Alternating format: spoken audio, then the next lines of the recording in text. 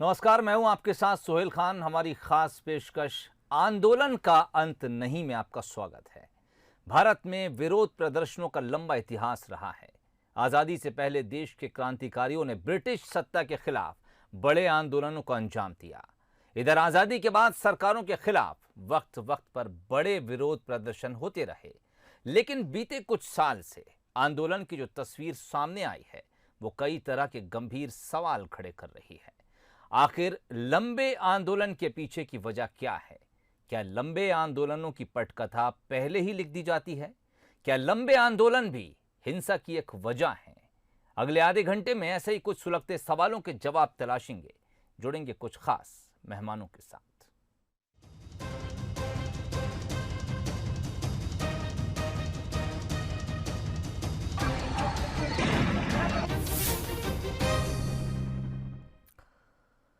तो दिल्ली में किसान आंदोलन के दौरान जो कुछ हुआ उसकी शायद किसी ने कल्पना भी नहीं की थी।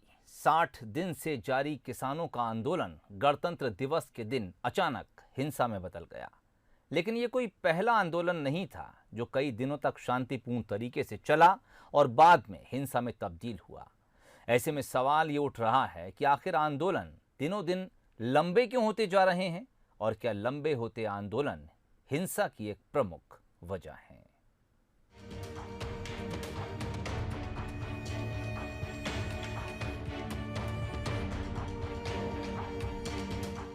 क्या इन तस्वीरों को देखकर इसे आंदोलन कहा जा सकता है? तो यकीनन जवाब होगा नहीं। लेकिन गांधीवादी तौर तरीके से आंदोलन पर बैठने वाले कब हिंसक हो जाएं, कहा नहीं जा सकता। दिल्ली का किसान आंदोलन इसकी बानगी भर है। 21वीं सदी में जहां हर चीज मैनेज नजर आती है, तो ये भी कहना गलत नहीं होगा कि अब आंदोलन भी ऑर्गेनाइज्ड होने लगे हैं। यही वजह है कि जो आंदोलन पहले कुछ ही दिन चला करते थे वो अब महीनों तक चलते हैं। इन आंदोलन को लंबे वक्त तक चलाने में टेक्नोलॉजी ने भी भरपूर साथ दिया है और सामान्य से आंदोलनों को भी हाईटेक बना दिया है। सवाल सबसे पहले ये उठता है कि किसी प्रकार का आंदोलन होता ही क्यों है, उसके पीछे वजह क्या है। वजह दो प्रकार से होती है, सही या गलत। सही गलत को ढूंढते ही प्रदर्शन गलत हो जाते हैं। अगर सही तरीके से मुद्दों को रखा जाए और बात की जाए और उसे समझा जाए तो वो स्थिति ही नहीं आएगी जो अभी भारत की हो रही है। जो आंदोलनकारी होता है वो कभी भटकता नहीं है। जो शरारती तत्व होते हैं वो कोई भी आंदोलन होता है उसको है ना दिशाहीन हो जाते हैं। इतिहास गवाह है कि गांधी के सिखाए शांति से मांग मनवाने के तरीके ही प्रभावी रहे हैं। दूसरी तरफ उग्र आंदोलनों को समाज में अराजकता की तस्वीर माना जाता रहा है। इससे पहले भी देश ने कई लंबे आंदोलन देखे जो एक समय पर अपनी राह से भटक गए। 15 दिसंबर 2019 को CAA को लेकर शाहीन बाग प्रोटेस्ट शुरू हुआ था जो 101 दिन तक चला। इस प्रदर्शन के दौरान ही दिल्ली में बुरी तरह हिंसा हुई। मध्य प्रदेश में अतिथि शिक्षकों का आंदोलन भी 2 महीने से ज्यादा वक्त तक चला। जाटों को आरक्षण के मुद्दे पर हरियाणा में आंदोलन 48 दिनों तक चला था। देश के इतिहास में ये सबसे अराजक हिंसक आंदोलनों में से एक है। इनमें न सिर्फ दर्जनों लोगों की मौत हुई बल्कि करीब 40,000 करोड़ रुपए से ज्यादा का नुकसान हुआ। सेना तक को मामले में हस्तक्षेप करना पड़ा। तो गुजरात में पटेल आंदोलन 19 दिनों तक चला था जिसमें भी काफी हिंसा हुई थी। कई शहरों में कर्फ्यू तक लगाना पड़ा था। इसमें मतलब अपन जो सोच रहे हैं कि अपन सरकार के प्रति वो नुकसान कर रहे हैं, लेकिन नुकसान सरकार का नहीं होता, नुकसान हमारा होता है क्योंकि ये प्रॉपर्टी हमारी है। हम इसका टैक्स पे करते हैं, हर चीज़ करते हैं, तो इसमें नुकसान किसका हुआ? हमारा हुआ। जी, ये जो प्रदर्शन होते हैं ये उग्रता का रूप ले लेते हैं। ये उग्र नहीं होने चाहिए, इन्हें शांति से करना चाहिए, लेकिन लोग इसको किसी और दिशा में ले जाते हैं जिससे कि नुकसान अपने भारत का ही होता है। जो टैक्स अपन पे करते हैं वो सारी संपत्ति इसी चीज़ से बनती है और इसी चीज़ का इन लोग नुकसान कर देते हैं। ये सब गलत है, ये नहीं होना चाहिए। मतलब साफ है कि महीनों से आंदोलन पर बैठे प्रदर्शनकारियों का धैर्य जब जवाब देने लग जाता है तो आंदोलन अपनी राह भटक जाते हैं। लेकिन महीनों तक चलने वाले आंदोलनों को लेकर जो सवाल खड़ा हो रहा है वो ये है कि क्या इतने लंबे आंदोलनों की पटकथा पहले ही लिख दी जाती है? क्या किसी मांग को मनवाने के लिए किया गया आंदोलन बिना हिंसा या बिना कोई नुकसान किए मुमकिन है? क्या अपनी बात को मनवाने के लिए आक्रामक होना जरूरी है? आखिर क्यों उग्र आंदोलनों को मांगे मनवाने का शॉर्टकट माना जाता है? शायद इन सवालों के जवाब किसी के पास न हो, लेकिन जिस तेजी से आंदोलनों की तस्वीर बदल रही है वो लोकतंत्र के लिए घातक है। Bureau report, Bansal news. तो इस देश की आजादी में महात्मा गांधी के योगदान को शायद कोई नकार नहीं सकता है, लेकिन महात्मा गांधी ने बहुत पहले इस बात का एहसास कर लिया था कि आंदोलन कितना भी मजबूत हो, उसके पीछे हिंसा अगर जुड़ी तो फिर आंदोलन का कोई मायने नहीं रह जाता। इसीलिए शायद उन्होंने शुरुआत से इस बात पर जोर दिया कि जो कुछ लड़ाई अंग्रेजों के खिलाफ लड़ी जाएगी, हालांकि वो भारत के इतिहास की सबसे बड़ी लड़ाई थी जिसमें हम अपनी गुलामी की जंजीरों को तोड़ने के लिए लड़ रहे थे, लेकिन जो रास्ता चुना गया था वो अहिंसा था। और अब आजाद भारत में वो अहिंसा हिंसा में बदलती जा रही है। मेहमानों से मिलिए। विजय अग्रवाल पूर्व ब्यूरोक्रेट हैं, इस वक्त मेरे साथ जुड़े हैं। विजय साहब, बहुत स्वागत है बंसल न्यूज में आपका। इनके अलावा जगदीश शास्त्री साहब मेरे साथ जुड़े हुए हैं, प्रदेश अध्यक्ष हैं अतिथि शिक्षक संघ के। शास्त्री साहब स्वागत है। विजय झा साहब मेरे साथ जुड़े हैं, आप प्रदेश अध्यक्ष हैं छत्तीसगढ़ प्रदेश तृतीय वर्ग कर्मचारी संघ का। और छत्तीसगढ़ में भी हम देखते हैं कि लगातार सरकारी कर्मचारी जो हैं वो आंदोलनरत रहते हैं, और जो वहाँ के टीचर्स जो हैं जिनको शिक्षा मितान कहते हैं वो भी लंबे समय से आंदोलन कर रहे हैं। विजय अग्रवाल साहब, आपसे शुरुआत करना चाहूँगा। दरअसल आप वो दूसरा पक्ष हैं जो इस पूरे आंदोलन को देखते रहते हैं, और बहुत सी चीज़ें आप लोगों के हाथ में भी होती हैं, क्योंकि आप वो पक्ष होते हैं जिनके सामने मांग रखी जाती है। ये आंदोलन लंबे क्यों हो जाते हैं? मैं समझता हूँ आपके भी कार्यकाल में यकीनन ऐसा कोई मौका ज़रूर आया होगा जब आपको भी किसी आंदोलन से दो चार होना पड़ेगा, लेकिन ये खिंचते क्यों हैं, ये लंबे क्यों हो जाते हैं?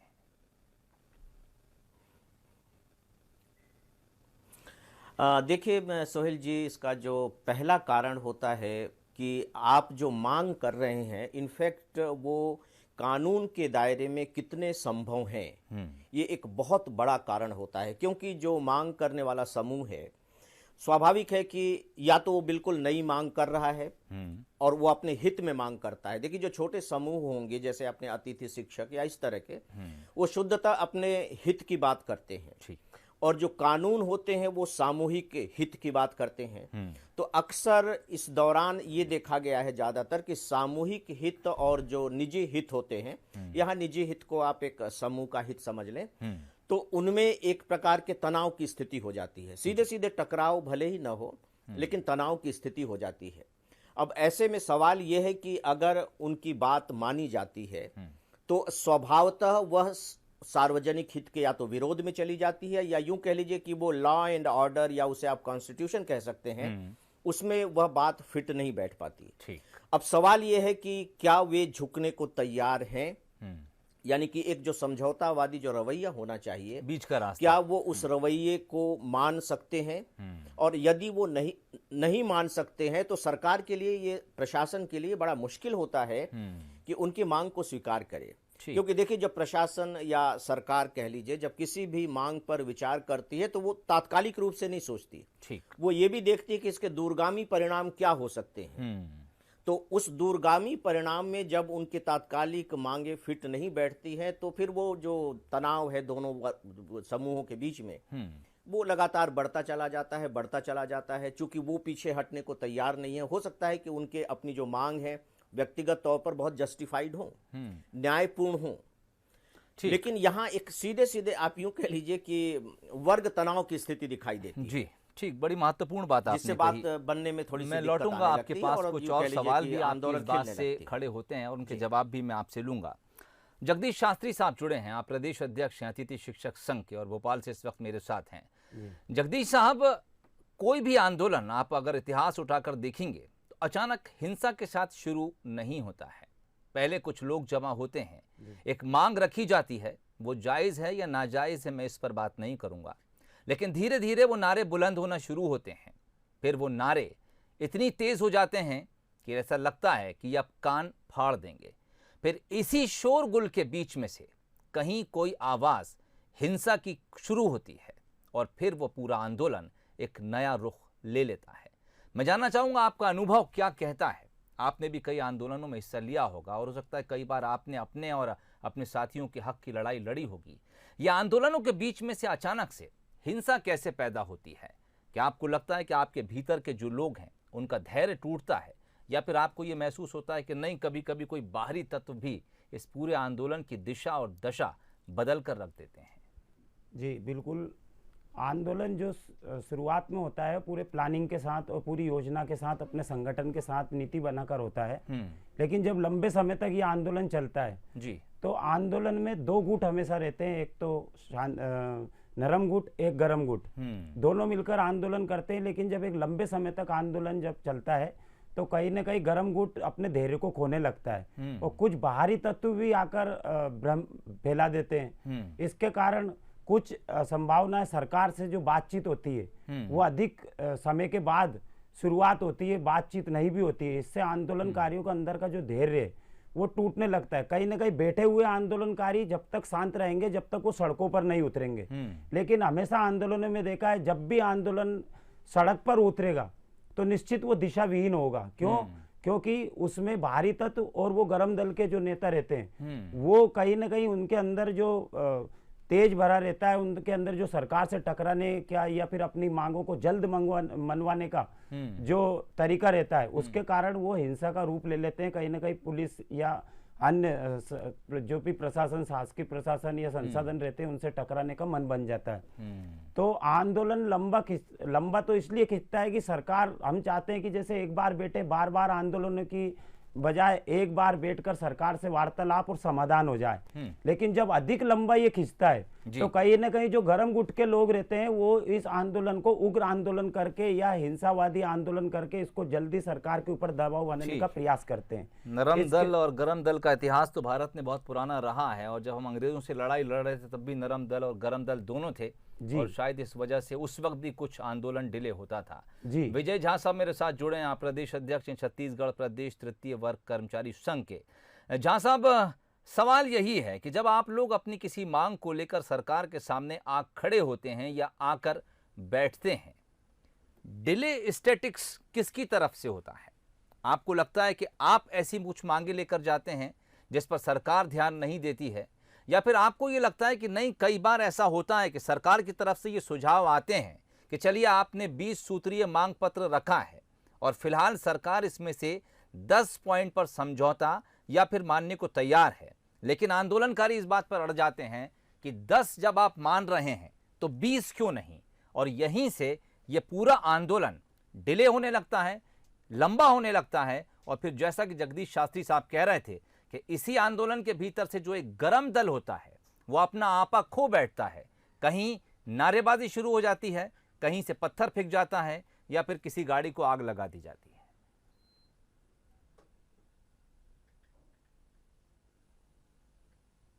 देखिए, नरम दल और गरम दल अपनी जगह है जी। कोई भी आंदोलन दो पक्षों के बीच में होता है, ये निसंदेह। यदि सरकार लंबा आंदोलन को खींचती है, चर्चा नहीं करती है, समाधान का प्रयास नहीं करती है, तो वो लोग थोड़ा उग्र होते हैं, विरोध करते हैं। इस बात से हम सहमत हैं। लेकिन मेरी साधना का शेष रहना चाहिए, मैं रहूं या ना रहूं, मेरा देश रहना चाहिए। हम संविधान के खिलाफ आंदोलन नहीं कर सकते, हम तिरंगा झंडा के खिलाफ आंदोलन नहीं कर सकते, हम देश और प्रदेश के खिलाफ भी आंदोलन नहीं कर सकते। हम आंदोलन तो केवल इसलिए करते हैं कि हमारी मांगों की ओर शासन का या सत्ता का ध्यान आकृष्ट किया जाए। ये जो आंदोलन हुआ है ये तो प्रायोजित आंदोलन है, और लाल किला भारत का सिरमौर है।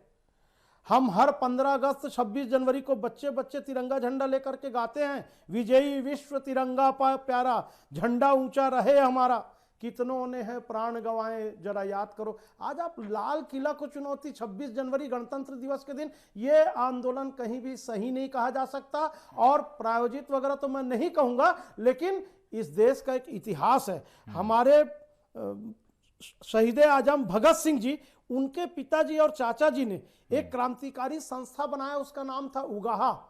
पंजाब में उगाहा नाम की संस्था क्रांतिकारी संस्था है, बड़े बड़े आंदोलन किए हैं। लेकिन कुछ आंदोलनों में सत्ता का भूख भी रहता है। आप थोड़ा बोडो आंदोलन को कल्पना कीजिए, असम में प्रफुल्ल कुमार मोहंता जी कुछ आंदोलन करने के बाद सत्ता में आ जाते हैं, सत्ता का भूख भोगते हैं। तो कुछ लोगों को लगता है कि हम ऐसा आंदोलन करें ताकि हम सत्ता के नजदीक पहुंच जाएं। स्वार्थगत नीति भी होती है। और ये इतने लंबे आंदोलन का, मैं तो इस आंदोलन के बारे में यह भी कहना चाहूंगा, यदि किसान नहीं चाह रहा है तो उस कानून को वापस लेने में क्या तकलीफ है? भाई मैं खाना नहीं खाना चाहता, आप मेरे को जबरदस्ती खाना क्यों खिलाओगे? ये जो परिणति हुई उसका परिणाम भी जिद्द है, मान सम्मान की लड़ाई है, स्वाभिमान की लड़ाई है। और आप देखिए कि हमारे लोग तलवार लेकर के, किसी भी आंदोलन में अस्त्र शस्त्र की अनुमति नहीं होती है। और जो आंदोलन के नेतृत्व करता है उन्होंने सार्वजनिक रूप से स्वीकार कर लिया। मैं और आप नहीं बोलते कि आंदोलन का जो स्वरूप है, जो परिणति हुई है वो गलत है, ऐसा नहीं होना चाहिए था। ये आंदोलनकर्ता खुद स्वीकार कर रहे हैं, हमको आपको बोलने की जरूरत नहीं है।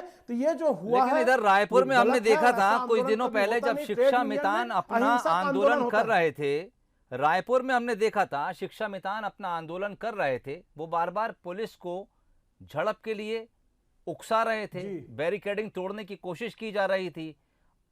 बाल बाल बचे कि पुलिस ने लाठीचार्ज नहीं किया, वरना स्थिति तो फिर रायपुर में भी वही होने वाली थी। नहीं, लाठीचार्ज हुआ था, वहां स्पॉट पे मैं था। वो धक्का मुक्की में एक पुलिस वाले टीआई साहब गिर गए। उनके लोगों को लगा कि ये लोग पुलिस वालों को मार दिए। भ्रम की स्थिति में भी आंदोलन गड़बड़ होता है। और उसके कारण वो हिंसक की स्थिति पैदा हुई थी। बाकी रायपुर और छत्तीसगढ़ या देश का कोई भी ट्रेड यूनियन आंदोलन, कर्मचारी संघ का आंदोलन ऐसा हिंसा न कभी किया है न करेगा। दरअसल हिंसा शुरुआत अचानक बड़ी नहीं होती है, छोटी छोटी घटनाएं ही होती हैं। और मौजूदा वक्त में हम जिस तकनीक का इस्तेमाल कर रहे हैं, दरअसल ये बड़ी खतरनाक है। आज़ादी के पहले के आंदोलन की तरफ अगर आप चले जाइए तो जनाब ना टेलीफोन था, ना मोबाइल था, ना इंटरनेट था, चिट्ठी पत्री चलती थी। अगर बिहार में कोई आंदोलन चल रहा है और वहाँ पर कोई हिंसा का मामला हो गया तो मध्य प्रदेश तक खबर आते आते 2 दिन और 4 दिन भी लग जाते थे। विजय अग्रवाल साहब इस वक्त मेरे साथ मौजूद हैं। विजय साहब, तकनीक का दौर है, एक गलत खबर अगर कहीं से इम्प्लांट कर दी जाए, आपको लगता है कि ये बहुत बड़ी बात है? जरा सी देर में जंगल में आग की तरह वो खबर फैलती है, लोग उसको चेक नहीं करते हैं कि वो खबर सही है या गलत है, और बस एक भेड़ चाल शुरू हो जाती है और वो नारे अचानक से उग्र हो जाते हैं। और हम देखते हैं कि जो आंदोलन पिछले कई दिनों से शांतिपूर्ण चल रहा था, अचानक से उसके भीतर आग की लपटें शुरू हो जाती हैं। जी हाँ। देखिए, जब किसी भी आंदोलन की शुरुआत होती है सोहेल जी, तो वो बड़े सोच समझ करके एक प्लानिंग के तरीके से होती है, जैसा कि अभी बताया गया। होता क्या है कि धीरे धीरे 2-3 बातें होती हैं, और मुझे लगता है कि आंदोलनकारियों के मनोविज्ञान को यहाँ समझना थोड़ा सा जरूरी है।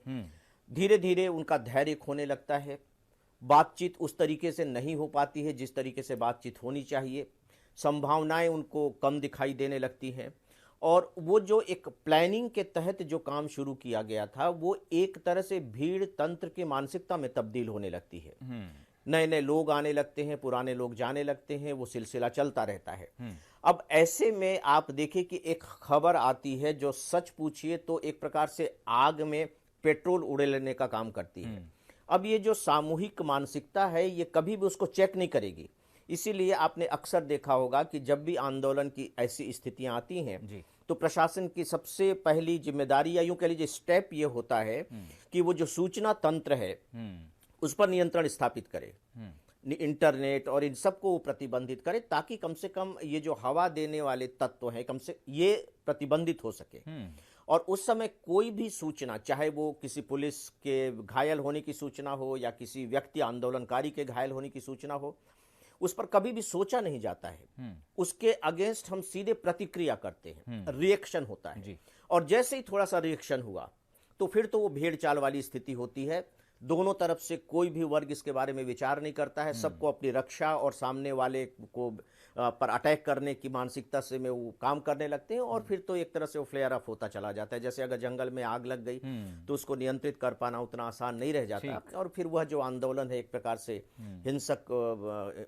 हिंसकारी हो जाता है। और सच पूछे तो वहीं से फिर जो आंदोलन का उद्देश्य था वह भी एक प्रकार से मैं ये कहना चाहूंगा कि वो फिर भटकने सा भटक लगता जाता है। जी हाँ, ठीक। क्योंकि ऐसी स्थिति में वो प्रशासन की भी सहानुभूति खोते हैं और यहाँ तक कि जनता की भी सहानुभूति फिर उनके साथ कम हो जाती है। बिल्कुल सही कहा अभी तक वो जो जनता की सहानुभूति के तहत एक, जी हाँ, वो जनशक्ति लेकर के चलते थे, हाँ। वो उसे भी खो बैठते। ठीक, जगदीश शास्त्री साहब मेरे साथ मौजूद हैं। जगदीश साहब, आपने शुरुआत में कहा कि किसी भी आंदोलन को शुरू करने में एक प्लान पहले से बना लिया जाता है, एक खाका खींच लेते हैं कागज के ऊपर कि भाई किस तरह से पूरी प्लानिंग होगी।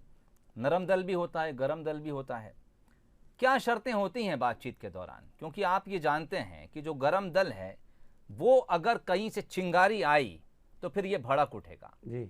ऐसे में जब आपको पता है कि यहाँ से आग लग सकती है तो फिर आप उस बारूद को साथ क्यों रखते हैं? या फिर बारूद को साथ रखना अगर आपकी मजबूरी है तो क्या उस पर कंट्रोल करने के लिए कोई प्लानिंग साथ लेके चलते हैं? या फिर आपकी जानते हैं कि नहीं, आप खुद बारूद के ढेर पर बैठे हैं, भीतर से या बाहर से अगर किसी ने चिंगारी फेंक दी तो फिर आंदोलन पूरा तहस नहस हो जाएगा? वैसे सर वर्तमान समय में आंदोलन अगर कहें तो वो एक बारूद के ढेर की तरह ही होता है, लेकिन गरम दल को साथ रखना भी आवश्यक होता है। जी। वैसे आंदोलन में समितियां बना दी जाती है, ये समिति ये कार्य देखेगी तो गरम दल को ऐसे कार्य में लगा दिया जाता है जहां पर वो प्रयास करने के बावजूद भी किसी प्रकार की हिंसा की तरफ या आंदोलन को सड़क पर लाने की तरफ न मुड़ सके। ठीक। लेकिन कहीं न कहीं शासन की वार्ता का अभाव, शासन भी कई दिनों तक आंदोलनकारियों से बात नहीं करती है, इसके कारण से भी आंदोलन आक्रोशित हो जाता है। ठीक। और जब सड़क पर उतर जाते हैं तो जब भीड़ अधिक आता है, और जब भीड़ अधिक आज के वक्त नौजवान जो आंदोलन में आते हैं वो तुरंत परिणाम चाहते हैं कि शासन जो है हमारी बातों में आकर तुरंत परिणाम दे। ठीक। लेकिन कुछ ही दिन तक वो आंदोलन चलने के बाद उनके अंदर काफी गुस्सा हो जाता है और वो तुरंत नियम को तोड़ते हुए सड़क पर उतरना चाहते हैं। शासन भी, जब मैं कल के आंदोलन के बारे में कहता हूं कि कल का आंदोलन का मैं भी समर्थन नहीं करता हूं, इससे देश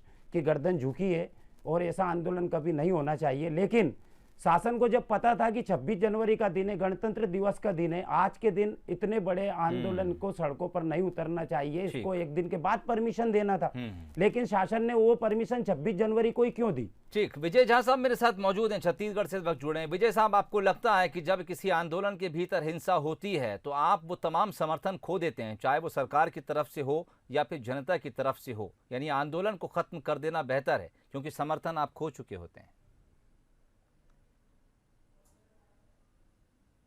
बिल्कुल सही कह रहे हैं। यदि हिंसा की स्थिति आती है तो आंदोलन को वापस ले लेना चाहिए, बाद में फिर कभी आंदोलन किया जाए और उसके लिए मांगों के लिए प्रयास किया जाए। लेकिन होता यह है आजकल कुछ हाईलाइट होने का चक्कर मैं देख रहा हूं, कुछ आंदोलन में आंदोलनकारी मुंडा होना शुरू कर देते हैं। महिलाएं अपना बाल कटा करके मुंडा हो गई। हमारे हिंदुस्तान में कब मुंडा होता है? मेरे परिवार में गमी हुआ तो मैं मुंडा हुआ। तो ये जो आंदोलन था, एक बात पूरे विश्व में निर्विवाद है, उग्रवाद का जवाब सिर्फ उग्रवाद है। पुलिस को थोड़ा कड़ा रहना था और ये एक साजिश के तहत मालूम है 26 जनवरी को लाठीचार्ज नहीं होगा, 26 जनवरी को डंडे नहीं चलेंगे, गोली नहीं चलेगी। और ये जो आप लोग बार बार बोल रहे हैं नरम दल गरम दल, विजय अग्रवाल साहब, समय मेरे पास बहुत कम है, 30 सेकंड। क्या सरकार की भी ये स्ट्रेटेजी होती है कि डिले करो और हो सकता है आंदोलन अपने आप खत्म हो जाए, या फिर जैसा कि विजय झा साहब कह रहे थे कि आंदोलन के बीच में से कुछ लोग हीरो बनने की कोशिश करते हैं और फिर आंदोलन एक नई दिशा में चला जाता है? 30 सेकंड। जी हाँ, जी हाँ। नहीं, देखिए स्ट्रेटजी तो मैं नहीं कहूँगा, लेकिन जैसे ही आंदोलन शुरू होता है सरकार को थोड़ा सा, प्रशासन को वक्त लगता है उनकी बातों को समझने में, वो किस दिशा में बात करें, किन किन बिंदुओं पर बात करें और उन पर वो क्या क्या बात की जाए, तो उसको इस तरह के निर्णय लेने में थोड़ा सा वक्त तो लगता है। मुझे नहीं लगता कि प्रशासन जानबूझ करके डिले करने की टैक्टिक अपनाती है, क्योंकि मालूम है कि उससे बात बनने वाली नहीं है।